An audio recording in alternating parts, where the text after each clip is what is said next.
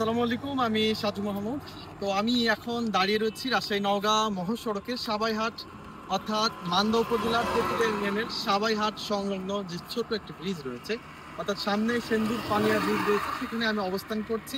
আসলে পড়ন্ত বিকেলে আসলে মহাসড়কের যে প্রকৃতি, সেটি আপনাকে মুগ্ধ করবে, মোহিত করবে, মনের সৌন্দর্য বাড়িয়ে তুলবে। আর আপনাদেরকে একটু দেখাই, দেখেন পশ্চিম পাশে এখনই সূর্য মামা ডুবে যাবে, এগুলো আসলে অন্যরকম ভালো লাগার মুহূর্ত।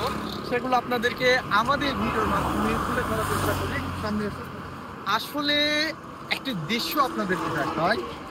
এই পাশে যখন বন্যার সময় পানি এসে থই থই করে, তখন অন্যরকম ভালো লাগার মুহূর্তগুলো ফুটে ওঠে বলে আমি মনে করছি। তবে পড়ন্ত বিকেলে পরিবার এবং কাছের মানুষদের নিয়ে ঘুরতে বা সময় কাটাতে কার না ভালো লাগে বলেন? সেগুলোই আপনাদেরকে আমাদের ভিডিওর মাধ্যমে তুলে ধরে থাকি, এবং পড়ন্ত বিকেলে যে দৃশ্যগুলো রয়েছে সেগুলো কিন্তু আমাদের ভিডিওর মাধ্যমে আপনাদেরকে দেখানোর চেষ্টা করে থাকি। অবশ্যই অবশ্যই জানাবেন আমাদের ভিডিওটি আপনারা দেশের কোন জেলা, উপজেলা, গ্রাম, ইউনিয়ন থেকে দেখে থাকছিলেন। তো সবাই ভালো থাকবেন, সুস্থ থাকবেন।